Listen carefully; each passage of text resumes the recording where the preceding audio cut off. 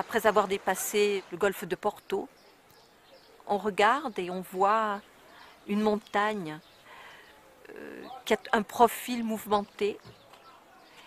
Et là, si on demande, les gens vous racontent. Il s'agit d'une jeune fille de conditions modestes qui a eu la chance de se fiancer et donc de se marier avec un riche seigneur de la Chinarque. Elle était ravie, mais ça n'a pas duré. Parce que plus la date du mariage approchait, et plus elle se renfrognait, elle reprochait à sa mère leur pauvreté. Je ne peux pas arriver avec les mains vides. Et elle a commencé à tout entasser, enfin tout ce qu'elle pouvait trouver de présentable.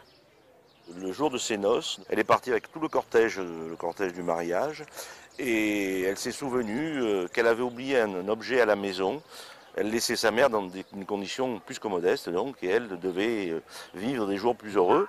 Et elle est retournée à son domicile en disant à sa mère: j'ai oublié le racloir du pétrin. Et quand la mère a entendu ça, elle a dit c'est trop.